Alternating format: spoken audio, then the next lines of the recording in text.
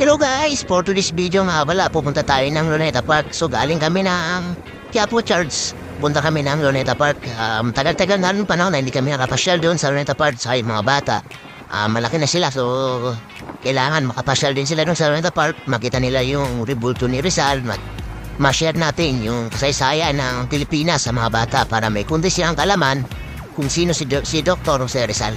Yan nga pala, madadaanan pala din natin yung Manila Metropolitan. Yan yung building, napakaganda ng harap ng Manila Metropolitan. Hindi ko lang din alam kung maganda yung loob niyan kasi hindi pa ako nakakapasok yan. Kahit kailan, lagi ko lang yan nadadaanan sa tuwing bumabiyahe ako dito. Dati kasi lagi akong bumabiyahe dito, madalas ako pag sinusundo ako ng mga kapatid ko galing sa probinsya kasi dito na rin yung daan pagka may sinusundo ako sa pier. Kaya nadadaanan ko lang talaga siya. Uling guys, mapapansin nyo pala, medyo pahapon na talang papunta kami ng Luneta Park kasi sinasadya kasi namin dito talaga na pahapon o kaya paggabi na kasi gusto namin masaksiyan yung fountain display nila na may kasamang sounds tapos may ilaw. Baga sinasabayan yung fountain ng tugtog na may kasamang ilaw. Kaya maganda talaga siyang gabi para mas magandang yung ilaw, kitang-kita, maliwanag. Kaya dapat kung sa mga syal, dapat gabi talaga ay pumunta na ang Luneta Park. So mapapansin nga pala natin mas maganda pa rin dito pala kahit paano marami pa rin mga puno na mga nakatayo. At isa pa yung napakaluwag ng kalsada kaya medyo maluwag yung daloy ng sasakyan.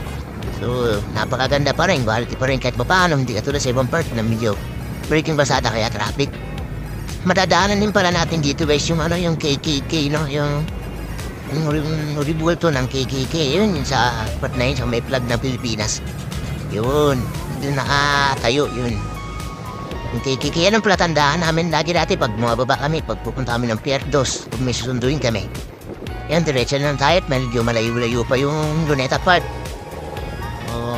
Medyo hapon na naman yun nga pala, madadaanan pala natin yung Manila Cathedral. Yung puti na yun, yung malaking puti na yun, yun yung building ng Manila Cathedral. Kung hindi ako nagkakamali, yun yung Manila Cathedral. Tapos yun, diretso lang huli tayo.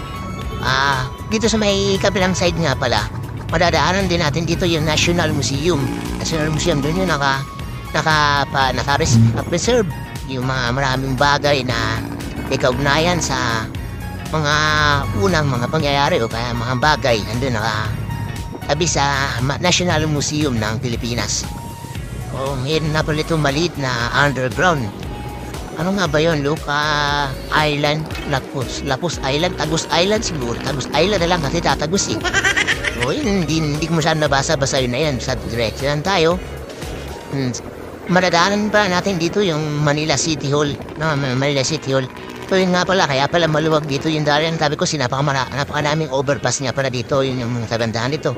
Yung mga overpass para maiwasan talaga yung buka traffic. Siguro minsan din nagkakaroon ng traffic, hindi naman talaga maiwasan yan kahit saan lugar. Yun lang napansin ko, maraming overpass kasi kaya medyo maluwag yung daloy ng sasakyan. Ito yung mapansin nyo, Manila City Hall, yun sa part na yun. Napakaalaki nga ng mga sasakyan na umandaan dito, matinimeter kasi malapit din ito sa pier. So habang nakatigil tayo sa stoplight, nabuti mo na rin tanongin si kuya kung paano kami makakasakay. Kung mayroon bang masasakyan galing Luneta, pumunta na tayo kung may bus pa dun. Yun nga, sabi ni kuya, wala. So tinuro niya na lang sa amin kung saan kami bababa at saan kami sasakay. Sabi niya may jeep na galing dito, pupunta ng Baclaran kasi kailangan talaga namin Baclaran, Quiapo. Kailangan namin pumunta ng Quiapo uli kasi dun lang daw talaga yung may bus na dumadaan papunta ng Taytay Rizal. So kailangan namin from Luneta Park, kailangan namin sumakay uli ng jeep papunta ng Quiapo Church. Dun kami sasakay ng bus papunta ng Taytay. So yun na nga, medyo pahapon-hapon na talaga. Kailangan kasi gabi na talaga para saksyan yung fountain display ng Luneta Park. Hindi lang ako sure kung tama ba sa kung yung overpass na yan. Yan yata yung sa MRT, yung papunta ng top, yun sa MRT yata yan. Yan yung sa MRT, papunta ng Top Avenue. Ito yung daan kasi na ito guys, diretso ito ng Baclaran, Mall of Asia. Yan diretso yun. Dito kami sa Luneta Park. Kaya lumigo na kami. Medyo malapit na talaga kami. Yan, pupunta ito ng Luneta Park. Ito na yung way pumunta. Yung diretso nun, pupunta yun ang top. Baclaran, Moropesa yun. So yun guys, medyo malapit na talaga kami. Ayan.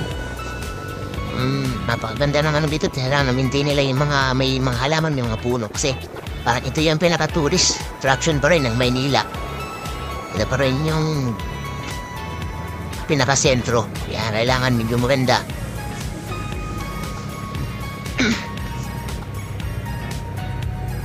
Then,